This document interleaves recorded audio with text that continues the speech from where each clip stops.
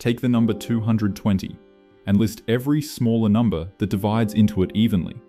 1 divides it, 2 and 4 divide it, 5, 10, 11, 20, 22, 44, 55, and 110. That is the complete list of its proper divisors, the factors below the number itself.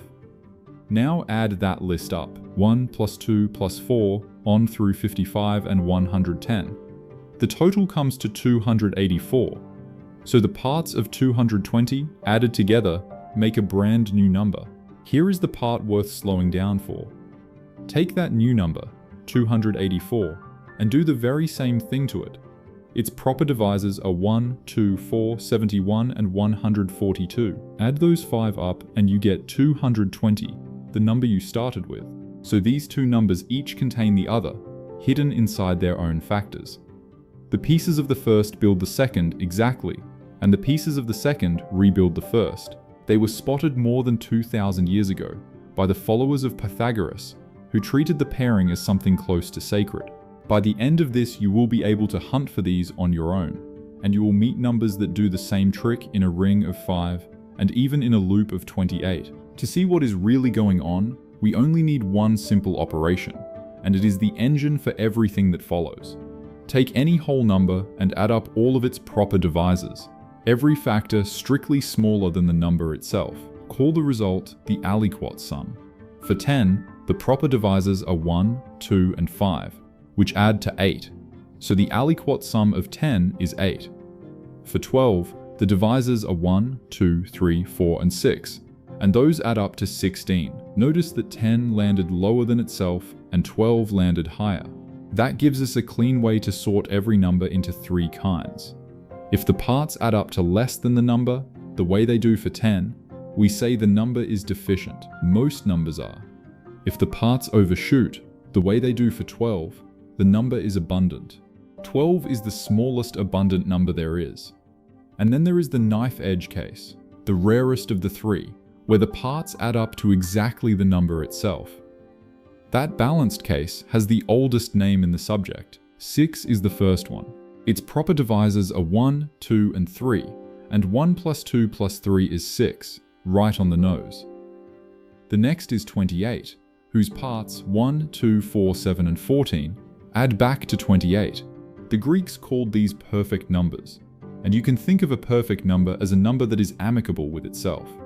It points straight back where it started. Hold on to that picture of pointing, because it is about to do all the work. Let me draw the operation as an arrow, because that is the honest way to see it. Every number gets one arrow, leaving it aimed at its aliquot sum, the total of its parts. 10 sends an arrow to 8. 8 sends 1 to 7, since the parts of 8 are 1, 2, and 4. 7 is prime, so its only proper divisor is 1, and its arrow points at 1. From 1 there is nowhere left to go, so this little chain runs 10, 8, 7, 1, and then it stops dead. That is the ordinary fate. Follow the arrows from almost any starting number, and you tumble downhill, hit a prime, drop to 1, and the trip is over. But a perfect number breaks that pattern in the gentlest way. 6 sends its arrow to the sum of its parts, which is 6 again, so the arrow curls straight back into the dot it left. 6 points at itself and never moves. Now hold 220 and 284 in your mind with those arrows attached. The arrow out of 220 lands on 284 because that is the sum of its parts, and the arrow out of 284 lands back on 220. 2 arrows, 2 numbers, a closed little loop that goes out and comes straight home. Neither one falls to a prime. Neither one runs down to 1. They just point at each other forever. So here is the whole idea, stated plainly now that we can see it. A pair of different numbers, where each one is the aliquot sum of the other, is called an amicable pair. 220 and 284 are the smallest pair there is. In the language of the arrows, an amicable pair is a loop of length 2, a cycle that takes exactly 2 steps to return to where it began.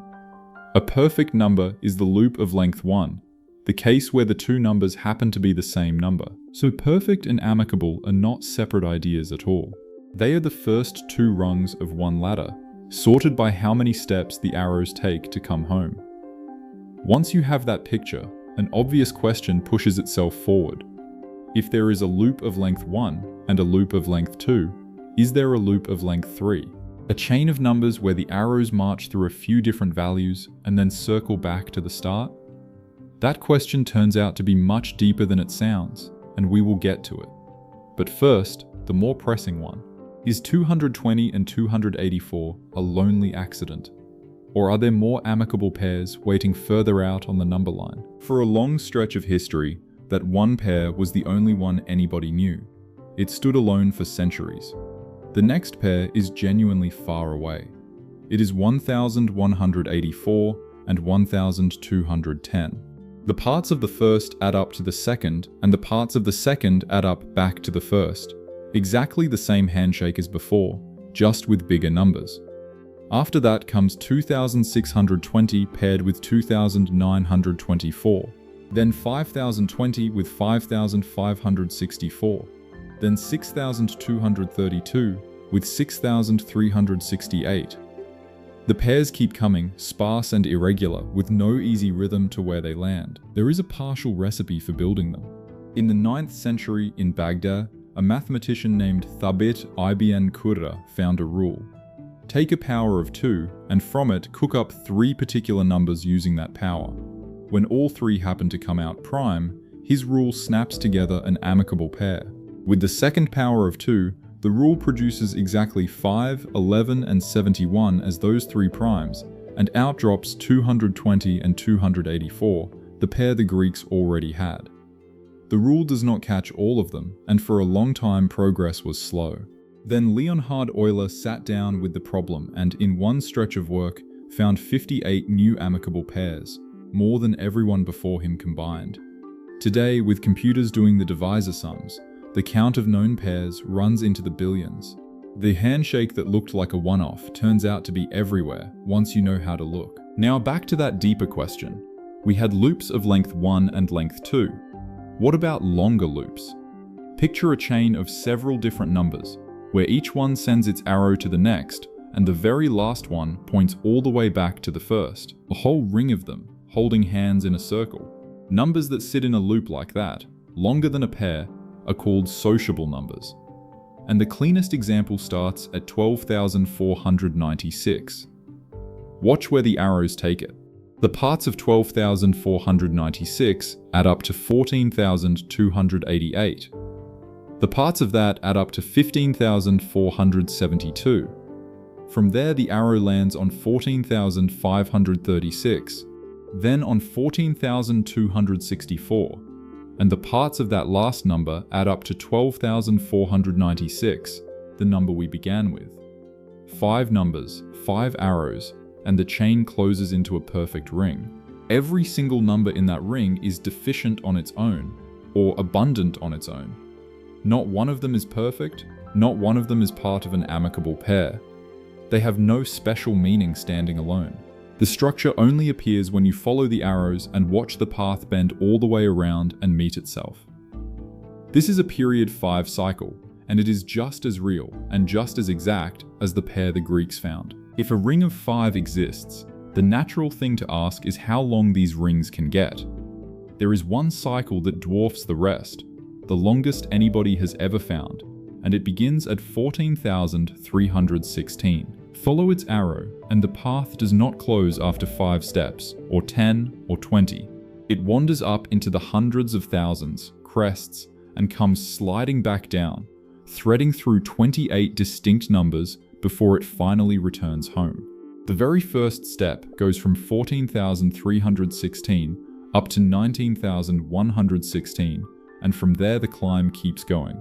To feel the scale of it, the chain climbs from around 14,000 all the way up past 600,000 near its peak, and then the arrows walk it patiently back down, step after step, until the 28th arrow drops it exactly onto 14,316 again. 28 separate numbers, each one the precise sum of the parts of the one before it, arranged in a single enormous loop that nobody designed. It was found by searching, by computing aliquot sums, and watching for a path that came back. And here is the strange gap. We have a loop of 1, a loop of 2, a loop of 5, and this loop of 28. What we do not have, anywhere, is a loop of 3. That missing loop of 3 is the doorway into what is still unknown, and it is worth being precise about how much that is. Despite searching far out into very large numbers, nobody has ever found a sociable cycle of length 3. Not one. There is no proof that they are impossible, and no example that they exist. The question simply sits there, unanswered. The same is true of the biggest question of all. We do not know whether there are infinitely many amicable pairs, the way we have known for over 2,000 years that there are infinitely many primes. The pairs keep turning up as we compute further, but turning up is not the same as a guarantee that they never stop. There is one more open puzzle that is easy to state and has resisted everyone. Look back at every amicable pair ever found, and you notice something. In each pair, the two numbers always share the same parity. Both are even, like 220 and 284, or in the rarer cases, both are odd. Nobody has ever found an amicable pair where one number is even and the other is odd. And nobody has been able to prove that such a mismatched pair is impossible. So this corner of arithmetic has a peculiar shape. The objects are completely concrete. You can verify 220 and 284 with nothing but addition, and a child can check that 6 equals 1 plus 2 plus 3. And yet the simplest questions about how these loops behave in the large are wide open, sitting right next to facts a Greek geometer could have confirmed by hand. So that is the whole shape of it, built from one humble operation. Add up the proper divisors of a number, draw an arrow to the total, and follow where it leads. Almost every number tumbles down to a prime and dies at 1. A rare few do something else. They come home. A perfect number comes home in a single step. An amicable pair, like 220 and 284, comes home in 2. And a handful of sociable chains take the long way around, through 5 numbers, or through 28, before the arrows close the loop. If there is one thing to carry away, it is that the line between an ordinary number and one of these rare looping ones is drawn by nothing more than the sum of its parts. The same childlike sum that gives you 6 also gives you a ring of 28 numbers winding through the 100,000s. The Pythagoreans found the first loop with their hands. We can now find billions of them, and we still cannot answer whether they ever run out, whether a loop of 3 hides somewhere, or whether an even number and an odd one could ever point at each other. The oldest pair in the subject is settled. The questions standing right beside it are not.